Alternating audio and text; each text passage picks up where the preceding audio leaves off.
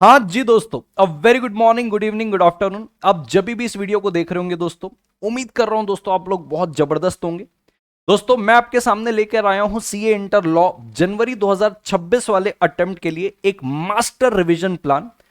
कितना टाइम किसी particular chapter को देना चाहिए, सर खुद से रिवीजन करना चाहिए कि यूट्यूब पे वीडियो लेक्चर से रिवीजन करना चाहिए, कितने समय में पूरा रिवीजन हो जाना चाहिए, पहला रिवीजन कितने समय में दूसरा रिवीजन हो जाना चाहिए, कितने समय में तीसरा रिवीजन हो जाना चाहिए, और एग्जाम के कितने दिन पहले मेरा पूरा का पूरा सिलेबस कंप्लीट हो जाना चाहिए, कौन कौन से रिसोर्सेस का मैं इस्तेमाल कर सकता हूं अपने इस रिवीजन की जर्नी में।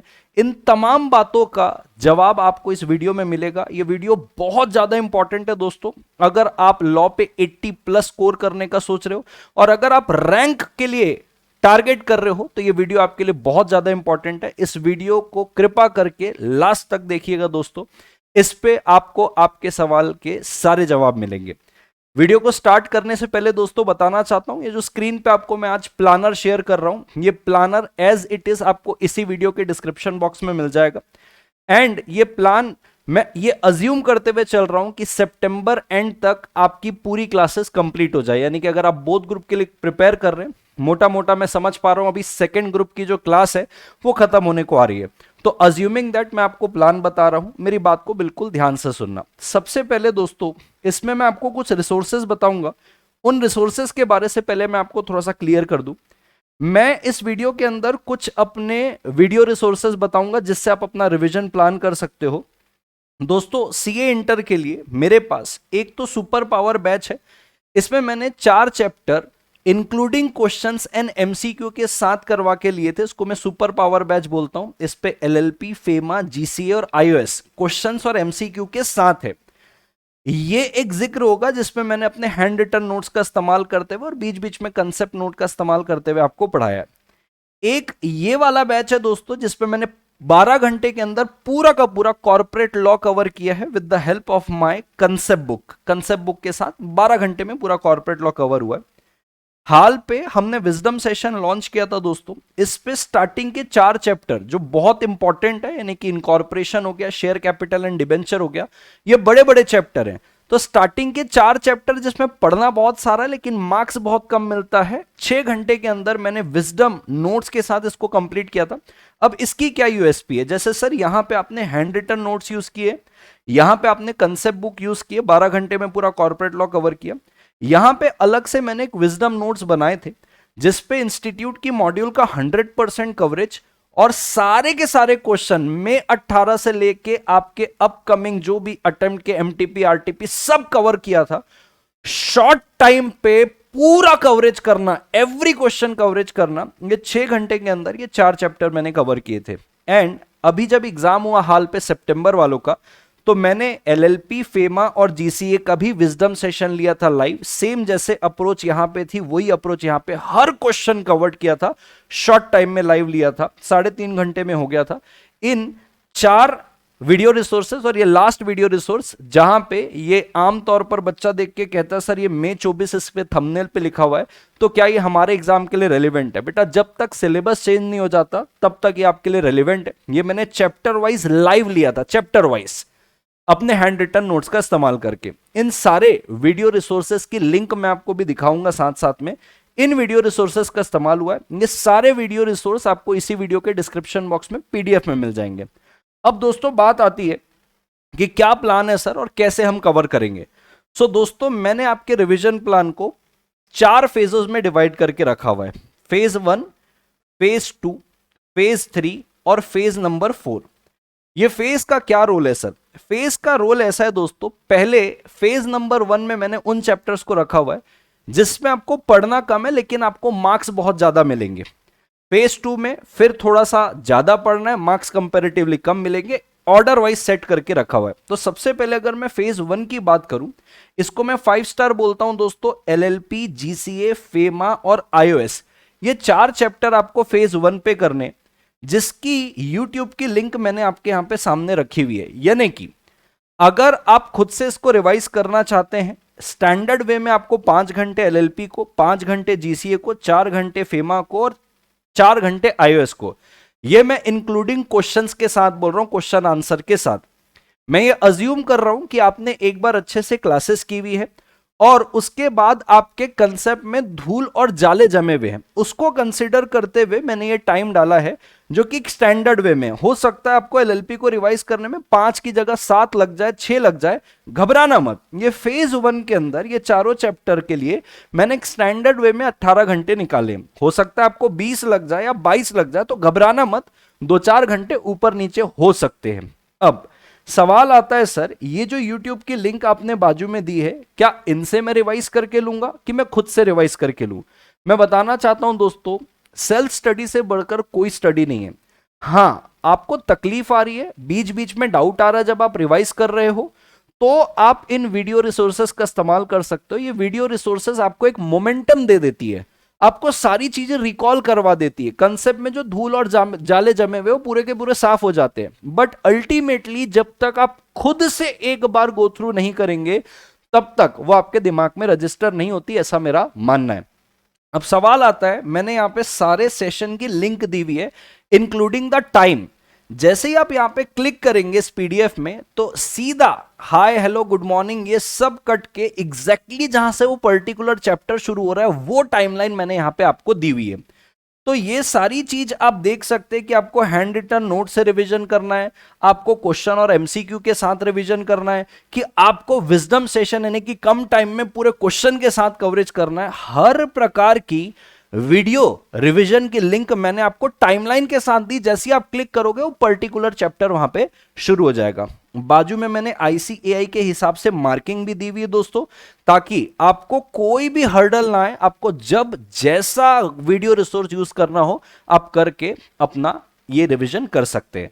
अब दोस्तों ये 4 चैप्टर करोगे तो आपको 37 से 47 मार्क्स की तैयारी हो जाएगी। आईसीएआई का खुद का वेटेज है, यानी कि मिनिमम 41 मार्क्स की तो आपकी तैयारी है, 4 चैप्टर ही करा देंगे।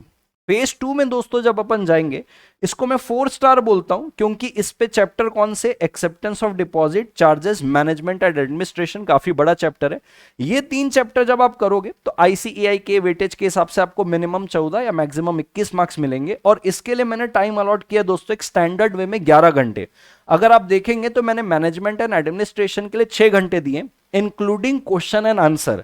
हो सकता है आपको 6 की जगह 8 लग जाए, हो सकता है किसी किसी को 10 लग जाए। यार कंसेप्ट कर पढ़े हुए बहुत टाइम हो गया है, रिकॉल करने में, मेमोराइज करने में टाइम लगे, तो 2-5 घंटे ऊपर नीचे हुए तो उससे घबराना मत। ये मैंने एक स्टैंडर्ड वे में एक मॉडरेट स्टूडेंट के लिए, एक एवरेज स्टूडेंट के लिए, कि ना तो वो बहुत ज्यादा एवरेज से नीचे ना तो बहुत ज्यादा एवरेज के ऊपर, उस हिसाब से इसको बनाया। तो अगर कुछ घंटे ऊपर नीचे होते तो घबराइएगा मत। अब दोस्तों आगे बढ़ते फेज 3 में। आपको ये सारे चैप्टर करने हैं फेज 3 में, जिसपे आपका ऑडिटर आ जाता है, अकाउंट्स आ जाता है, सीआईओआई आ जाता है। इसको मैंने 11 घंटे अलॉट किए हैं। डिविडेंड क्योंकि छोटा चैप्टर है, 123 से लेके 127 तक के उस पे सेक्शन है, तो 1.5 घंटे दिए, जिसमें मोटे सेक्शन तो 123 है और पीछे का वो 127 हो गया, मोटे मोटे सेक्शन वही है। अकाउंट्स ऑफ कंपनी को 4 घंटे, क्योंकि इस पे सीएसआर भी आ जाता है, बहुत सारी छोटी छोटी इस पे बातें। तो ये एक स्टैंडर्ड आवर्स मैंने बताया, तो फेज 3 में 11 घंटे में होना चाहिए। ये आपको 21 से 25 मार्क्स देगा। अगेन वीडियो रिसोर्सेज यहां पे दिए हुए हैं। फिर फेज 4 में चलते हैं दोस्तों। यहां पे स्टार्टिंग के 4 चैप्टर आते हैं जिसपे पढ़ना बहुत सारा है, जैसे शेयर कैपिटल एंड डिबेंचर हो गया, प्रोस्पेक्टस हो गया, इनकॉर्पोरेशन हो गया। हाँ, प्रीलिमिनरी को थोड़ा सा कम टाइम लगेगा, बट इस पे पढ़ना बहुत ज्यादा है और मार्क्स इस पे आईसीएआई ने सबसे कम अलॉट करके रखे हुए।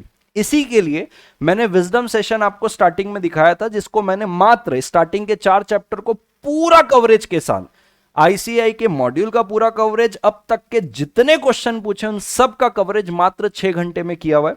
आप उन वीडियो को देख सकते हो। साथ साथ में मैंने यहां पे उनकी लिंक भी दे रखी है, यानी कि आपको विजडम सेशन से करना है वहां से कर लो। आपको मान लीजिए चैप्टर वाइज लाइव रिवीजन से करना है, जो हैंड रिटन नोट से पढ़ा है वहां से कर लो। आपको क्विकली रिवाइज करना है, क्योंकि मैंने कुछ समय पहले क्विक रिवीजन लाया था कि भाई फटाफट मैं आपका चैप्टर नंबर जो 4 है 1 घंटे में करवा देता हूं। तो जितनी भी रेलिवेंट लिंक्स है मैंने बाजू में रखी, इवन टाइम भी अलॉट करके रखा हुआ है कि किस चैप्टर को आपको कितना समय देना है करके। यह आपका फेज नंबर 4 है दोस्तों। अब जब यहां तक आप आएंगे चौथे फेज तक, तो टोटल 52 घंटे का टारगेट है 52 आवर्स के अंदर, अज्यूमिंग दैट कि आपने एक बार अच्छे से लॉ पढ़ा हुआ है और बस धूल जमी है, जाले जमे हुए हैं, आप उस वे से जब पढ़ रहे हो तो मैंने 52 आवर्स का एक समय निकाला है। हो सकता है किसी को 55 लग जाए, हो सकता है किसी को 60 लग जाए, तो इस पे घबराने की बात नहीं है, आपके 2-5 घंटे ऊपर नीचे हो सकते हैं और इससे आपका 100 मार्क्स का सिलेबस हो जाएगा। अब क्या सर, अब दोस्तों रिवीजन के बाद आप 15 से 18 घंटे थोड़ा सा इस पे और ऐड करेंगे। कैसे? आपको एमसीक्यू प्रैक्टिस करना है, जो मैंने आपको एमसीक्यू बुकलेट दी हुई है। अगर कोई मेरा स्टूडेंट नहीं है, उसके पास एमसीक्यू बुकलेट नहीं है, आप इंस्टीट्यूट की मटेरियल से उसको डाउनलोड करके आप एमसीक्यू प्रैक्टिस कर सकते हो। एमसीक्यू के कितने फायदे मैं आपको बताता हूं और क्यों आपको एमसीक्यू करना चाहिए। हाल पे आपने सितंबर 25 का एग्जाम देखा, उसके एमसीक्यू कैसे थे मुझे बताने की जरूरत नहीं है। अब एमसीक्यू एक तो 30 मार्क्स का आता है, पहली बात तो स्कोरिंग है। दूसरी बात, जब आप एमसीक्यू सॉल्व करते हो ना, तो दिमाग में एक प्रेशर आता है। जो प्रोविजन आप पढ़े हो आप उस पर और जोर लगाते हो कि यार ये लिमिट कहां से बोली थी, इतने दिन से बोली थी और इस इवेंट से बोली थी कि उस इवेंट से बोली थी। तो वो प्रेशर के चलते प्रोविजंस रिकॉल होते हैं, यानी कि प्रोविजन रिवाइज होते हैं। अगर आपने सही आंसर दिया तो आप कॉन्फिडेंट फील करोगे, गलत आंसर किया आपको एरिया ऑफ इंप्रूवमेंट पता चलता है। तो सर कितने एडवांटेज है एमसीक्यू के? एक तो भैया 30 मार्क्स का आता है और ट्रिकी आता है। दूसरा, रिवीजन होती है, एरिया ऑफ इंप्रूवमेंट पता चलता है, एरिया कहां कहां इंप्रूव करना है, कॉन्फिडेंस बिल्ड होता है। एमसीक्यू प्रैक्टिस करना जरूरी है। तो ये मैं आपको सजेस्ट करूंगा कि आप पूरा सिलेबस खत्म करने के बाद एमसीक्यू प्रैक्टिस करें, क्योंकि एमसीक्यू तो आपको मिक्स एंड मर्ज करके आता है, कभी कभी 2 चैप्टर को मिला के आपको एक एमसीक्यू बना देता है। तो मेरा रिकमेंडेशन यही रहेगा, आप पहले पूरा सिलेबस कवर करिए। हाँ, क्वेश्चंस आप साथ साथ में लगाते जाइएगा हर चैप्टर के साथ। जब आपका पूरा सिलेबस कवर हो जाएगा तब आपको एमसीक्यू प्रैक्टिस करनी चाहिए। आप मेरे स्टूडेंट हो तो आपके पास एमसीक्यू बुकलेट होगी, आप मेरे स्टूडेंट नहीं हो तो इंस्टीट्यूट के मटेरियल से करना, लेकिन करना जरूर। मैंने आपको फायदे इसके बता दिए। नेक्स्ट आता है दोस्तों राइटिंग प्रैक्टिस। कभी कभी बच्चा पूछता है कि सर मैं हर चैप्टर के साथ साथ राइटिंग प्रैक्टिस कर लूं क्या? बट उस पे एक उसका डाउट भी आता है कि सर मैंने एक चैप्टर खत्म किया फिर उसका राइटिंग प्रैक्टिस करता हूं, मुझे ऐसा लगता है कि मैं टाइम वेस्ट कर रहा हूं, ऐसा लग रहा है कि इतने दिन में तो मैं दूसरा चैप्टर कर लूंगा, तो एक बर्डन सम सा फील होता है। तो मेरा मानना ऐसा है दोस्तों कि आपको ना पहले पूरे चैप्टर्स यानी कि पूरा सिलेबस का रिवीजन हो जाना चाहिए, दिमाग क्लियर हो जाना चाहिए कि हाँ यार एक बार मेरा पूरा अच्छे से रिवीजन हो गया है। क्लियर हो जाता है ना दिमाग, अब उसकी राइटिंग प्रैक्टिस करो। हर चैप्टर में से जो आपको मोस्ट टेक्निकल लगता है कि आप इस प्रकार के क्वेश्चन को लिखने में अटक सकते हो, आप उसकी राइटिंग प्रैक्टिस करो। मेरे स्टूडेंट्स को मैंने ऑलरेडी राइटिंग प्रैक्टिस का बैच अलग से लिया था, वो आपके पास है, आप वहां से कर सकते हो। या तो आप पहले खुद से लिख सकते हो, उसके बाद क्रॉस चेक कर सकते हो कि मैं सही जा रहा हूं कि अलाइन हूं कि नहीं हूं। तो दोस्तों एमसीक्यू प्रैक्टिस के लिए आप 15 से 18 घंटे और ऐड कर लेना। तो मोटा मोटा अगर मैं बोलूं तो दोस्तों 65 से 70 आवर्स में पूरा लॉ आपका खत्म हो सकता है, अज्यूमिंग आपने एक बार अच्छे से पढ़ा और धूल और जाले साफ करने का बस आपका काम है। अब उसके बाद दोस्तों अगर मैं आपका रिवीजन पैटर्न बताऊं तो पहला रिवीजन हमारे करंट प्लान के हिसाब से अगर देखूं दोस्तों, अगर आप दिन में सिर्फ एक ही सब्जेक्ट लेते हो दैट इज लॉ, जो मैं कम सुझाव करता हूं, ये डिपेंड करता है स्टूडेंट टू स्टूडेंट में कि स्टूडेंट कैसा प्रेफर कर रहा है पढ़ना। बराबर, किसी किसी को अच्छा लगता है कि मैं एक ही सब्जेक्ट एक बार में पढ़ूं और खत्म कर दूं। मुझे ऐसा लगता है कि आप एक थ्योरी और एक प्रैक्टिकल सब्जेक्ट लगे, मेरा रिकमेंडेशन है, बट एज द केस में भी ये डिपेंड करता है कि आप कौन सी कैटेगरी के स्टूडेंट हो। तो करंट प्लान के हिसाब से जो प्लान मैंने आपके साथ अभी शेयर किया है, पहला रिवीजन आपका 7 डेज में हो जाना चाहिए। अगर आप सिर्फ लॉ पढ़ रहे हो तो लॉ के साथ आप अकाउंट्स या टैक्स पढ़ रहे हो, यानी कि 2 सब्जेक्ट को साथ में लेके चल रहे हो, एक दिन में 2 सब्जेक्ट कर रहे हो, तो आपका 15 दिन के अंदर खत्म हो जाना चाहिए। तो 2 सब्जेक्ट है तो 15 दिन में आपका लॉ खत्म होगा, क्योंकि साथ में आप और कोई सब्जेक्ट रखे हो। एक ही लॉ लेके चल रहे हो तो 7 दिन में करंट प्लान के हिसाब से हो जाना चाहिए। अब आप कितने घंटे पढ़ रहे हो, आपकी क्या कैपेसिटी है, वो स्टूडेंट टू स्टूडेंट वेराई करती है। इसलिए मैंने ये नहीं बताया कि कितने दिन में हो जाना चाहिए, इसलिए मैंने आपको आवर्स बताएं कि इतने आवर्स में होना चाहिए। अब डिपेंडिंग स्टूडेंट की क्या कैपेसिटी है वो अपने हिसाब से दिन डिसाइड कर सकता है, ठीक है। अब ये पहला रिवीजन हुआ। दूसरा रिवीजन दोस्तों अगर मैं बताऊं, अगर आपका करंट प्लान एग्जीक्यूट हो गया, यानी कि 7 दिन और 15 दिन एज द केस में भी आपका रिवीजन हो गया, आपको 3 से 5 दिन का गैप लेना है जिस पे आप बाकी कोई सब्जेक्ट का रिवीजन ले सकते हैं, दैट मे बी अकाउंट्स या टैक्स एज द केस में भी। उसके बाद वापस से आपको रिवीजन उठाना है लॉ का, जो कि आपको 3 दिन या 6 दिन में करना है। यानी कि आप एक दिन में 2 सब्जेक्ट का रिवीजन कर रहे हो तो 6 दिन में, अगर सिर्फ लॉ का ही रिवीजन कर रहे हो तो 3 दिन के अंदर आपको पूरा का पूरा लॉ रिवाइज हो जाना चाहिए। ये आपका सेकेंड रिवीजन।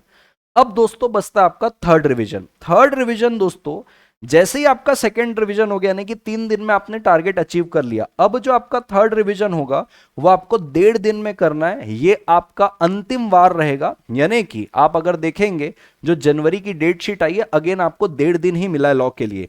तो 1.5 दिन के अंदर आपको फटाफट फटाफट फटाफट रिवाइज करने की कैपेबिलिटी हासिल करनी है, ताकि जब मेन एग्जामिनेशन आए तो 1.5 दिन में आप ये सारा कुछ रिवाइज करने की काबिलियत पे रहो।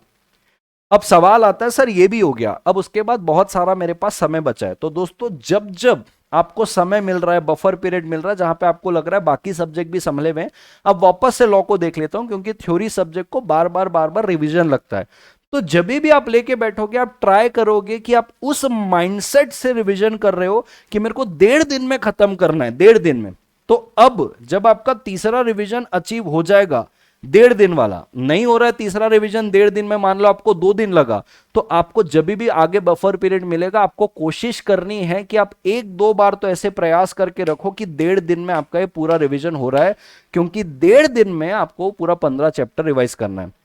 तो जब आप इस सीक्वेंस में जाओगे तो जो आपका अंतिम रिवीजन रहेगा ना, वो पलटाते पलटाते आपको चीजें अपने आप याद आ जाएगी, क्योंकि आप पहली बार अच्छे से पढ़ रहे हो, पूरा टाइम देके पढ़ रहे हो, क्वेश्चन कर रहे हो, आंसर कर रहे हो, फिर आप एमसीक्यू करोगे, कुछ राइटिंग प्रैक्टिस करोगे, तो फर्स्ट टाइम वो बहुत अच्छे से रजिस्टर हो जाएगा।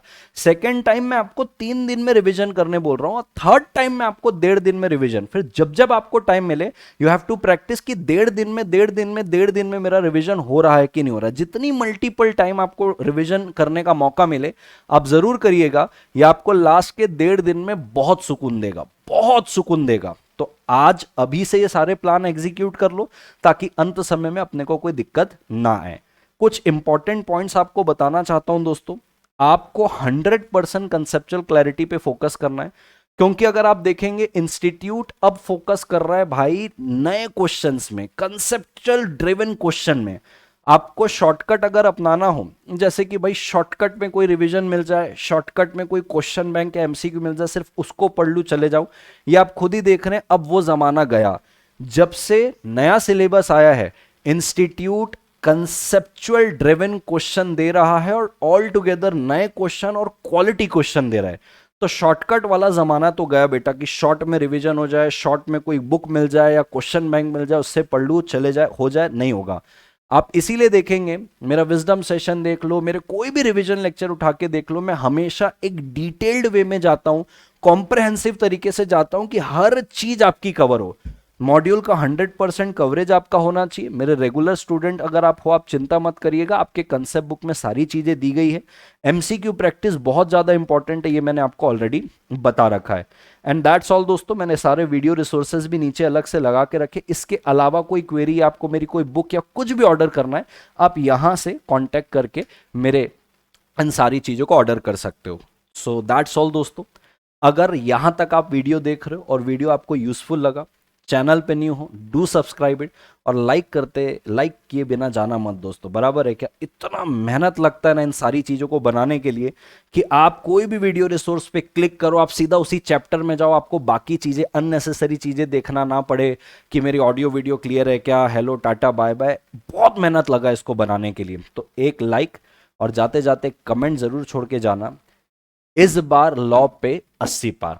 आई सी यू दोस्तों next time. Take care, bye bye.